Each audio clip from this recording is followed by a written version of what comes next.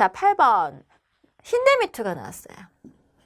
예, 아마 여러분들이 수업 시간에 우리가 그 이야기를 했어요. 지난 작년에요. 그 러시아에 사회주의 리얼리즘 나왔다고 독일 우리 리얼리즘 나올 거라고 하면서 쿠르트바이를 엄청나게 했었었고, 그죠? 그 다음에 그 시기하고 같이 이제 맞물려 가지고 우리가 그 신음악 2세대 사람들 중에서 바이라고 힌데미트 이렇게 같이 봤던 거 기억나실 거예요. 그래서 사실 지금 뭐 이 문제뿐만 아니라요. 제가 사실 이쪽 부분을 엄청 많이 드렸었을 거예요. 쿨투바이 때문에 사실 쿨투바이이 좀 더 조명도가 저는 있을 거라고 생각을 했었는데 지금 이제 힌데미트로 같은 신음악 2세대지만 그렇게 해서 아마 제가 이거를 드렸었을 때 또 그 실용적인 음악에서 바우하우스 건축물하고 지금 아파트의 어떤 그 모델적인 거가 됐던 그런 그림들하고도 같이 아마 이야기를 했었을 겁니다. 자, 그러면 힌데미트에 대한 거 한번 보도록 할 건데요. 문제는 지금 이렇게 나와 있는 거는요. 우리가 저번에도 제가 사회주의 리얼리즘을 작년에 해석을 할 때도 그 지문에서 우리가 그 다음 해야 될 것, 그 다음 준비해야 될 것이 무엇인가를 아는 거가 굉장히 중요하다라고 말씀을 드렸었잖아요. 자, 한번 봐볼게요.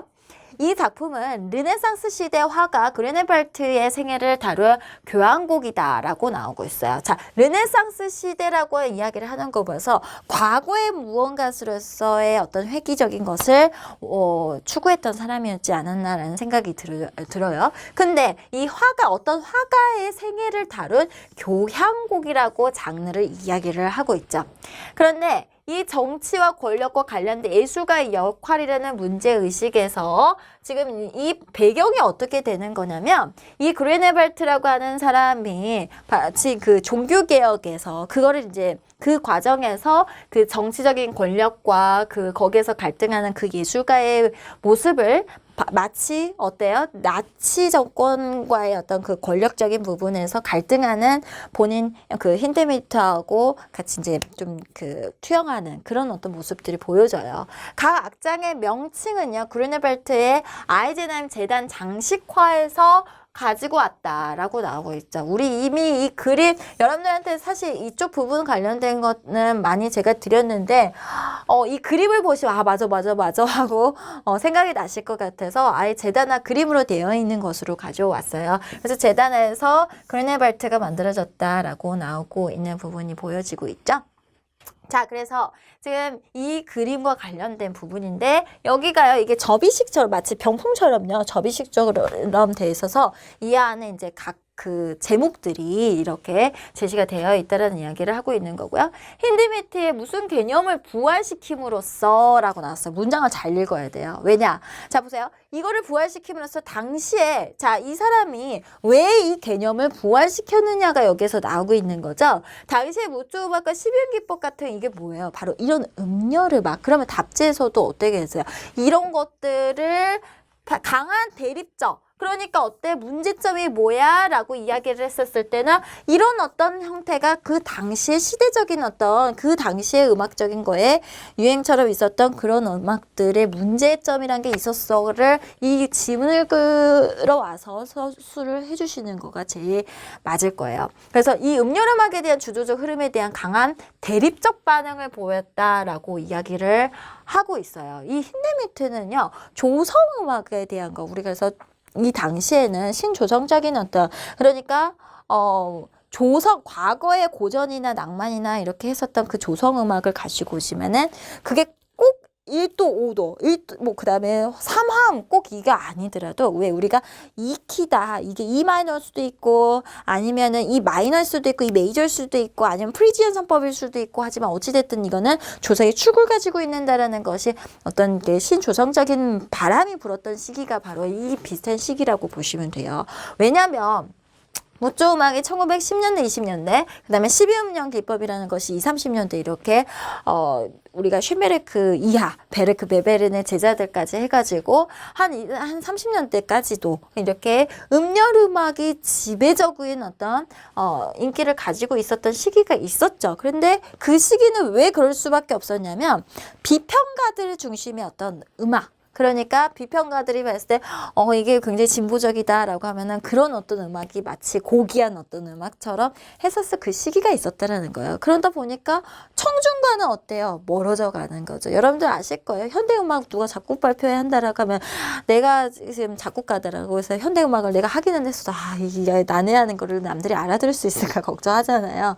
근데 이 당시에 이런 음렬음악의 주도적 흐름에 대한 강한 대립적 반응, 그거에 대한 반응이기 때문에 뭐겠어요? 조성적인 음악에 대한 거에 지금 부활이라고 나오잖아요. 그죠? 그래서 이런 부분들. 그렇다고 해서요. 자, 이거를요. 오류가 나올 수 있는 부분에 대한 것도 말씀드릴게요. 저한테 지금 선생님 이거 답이 맞나요가 많이 와가지고 제가 좀 그런 어떤 부분들에서 좀 설명을 드릴게요.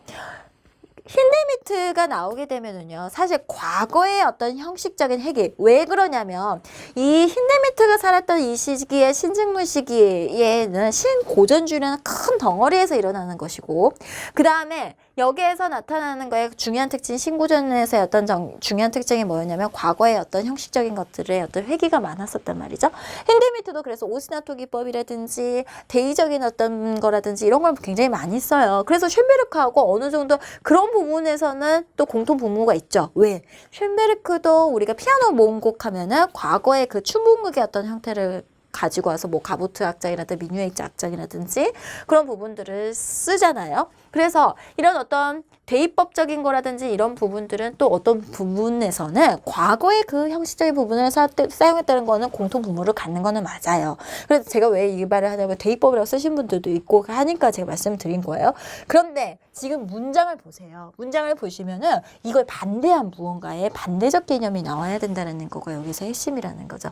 그래서 제가 문장을 잘 읽으셔야 되고 맥락을 잘 파악하셔야 된다는 게 바로 이런 부분들이죠.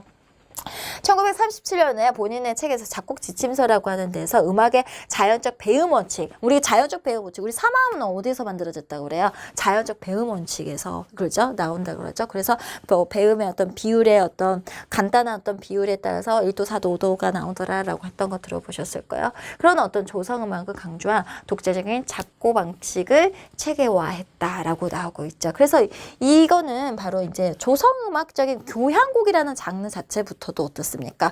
과거에 이미 교양시 해가지고 뭐 이런 어떤 풍이 이미 지나가고 나서죠. 그래서 교향곡이라는 것 자체도 그리고 르네상스라는 것 자체도 과거의 무언가의 어떤 그 회귀적인 부분들을 보여주고 있구나라는 걸 알 수가 있어요. 1930년도 그러니까 뭐 어떤 책들에서는 뭐 1920년대 말 이렇게 표현할 수도 있어요. 이렇게 아무튼 지금 이 시기라고 한다는 것은 아까 앞에서 말했던 음열과 무조 음악들이 이렇게 많이 이렇게 만들어졌었던 그 시기에 전후에요. 발표 현대 음악의 문제점이 여기서 이제 이야기가 되는 거죠. 그래서 때로는 어떤 책에서는 음열 음악 이렇게 이야기를 하기도 하고 어떤 책에서는요 미학적 관점으로 해서 표현주의적인 자, 아까 제가 신증물주의 운동적인 것은 신고전의 큰 덩어리 안에서 이야기가 될 수 있어요 라고 말씀드렸잖아요. 신고전주의가 추구하고자 했던 거는 뭐예요? 객관성이라는 거예요. 신고전주의는 객관성. 근데 표현주의의 그런 어떤 추상적인 부분에 대한 거는 반대를 했었던 거거든요. 그래서 지금 여기에서 이야기를 하는 거가 바로 그 발표된 문제점이라고 하는 것을 표현주의라고 표현을 해서 나오는 책들도 있을 거예요. 힌데미트는 음악을 이해한 음악과는 구별되는 오로지 그 음악의 진보적 발전? 아니야. 음악은 그게 중요한 게 아니야. 바로 이 디귿이 지금 중요해 라는 이야기를 하고 있는 거예요. 그래서 디귿 음악을 작곡하기 시작했대. 그게 무엇인데 그는 청중의 욕구를 확인하고 그러니까 그 사회에서의 그 사람들의 어떤 그 욕구를 반영할 수 있는 그런 음악 청중을 즐겁게 하는 것이 작곡가의 책임이야 라고 하면서 일반 대중이 쉽게 이해할 수 있는 우리가 정답지 만들 때 그래서 이런 음열 음악이 청중을 이해하고 이게 어렵고 난해했다라는 그 문제점이라는 거가 지금 이렇게 연결이 된다라고 볼 수 있다라는 거예요. 그래서 그러면은 문제점은 어때요? 문제가 답을 말을 해주고 있네요. 청중의 관계가 어땠겠습니까? 그래서 청중들이 거기에서 이제 작곡가하고 청중과의 괴리감이라는 건 당연히 나올 수밖에 없었겠죠. 그래서 소비자인 청중과의 괴리를 좁히고자 어때요? 이런 어떤 실용 음악이라는 것이 나타나게 되었다라는 것으로 연결이 되어야 된다라는 거예요. 나올만 했던 거예요. 사실 제가 그래서 신음악 2세대와 관련된 음악들이 이제 여기에서 좀 더 들어가면 어떻게 나오냐라는 것은요.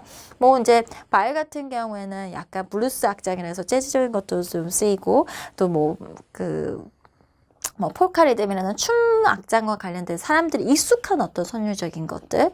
그 다음에 창법도 막 오페라적이고 막 가곡이라 해서 막 이렇게 벨칸토 창법이 아니더라도 좀 자연스러운 어떤 창법적인 것들을 갖다가 반영하는 그런 걸 쓴다든지 소재 자체도 우리가 소품짜리 오페라라고 했을 때 소외받은 사람들 어떤 뒷골목의 이야기들. 그래서 남들이 다 공감할 수 있는, 대중이 공감할 수 있는 그런 어떤 소재, 음악 이런 것들을 적극적으로 사용을 하게 되더라라는 것이죠.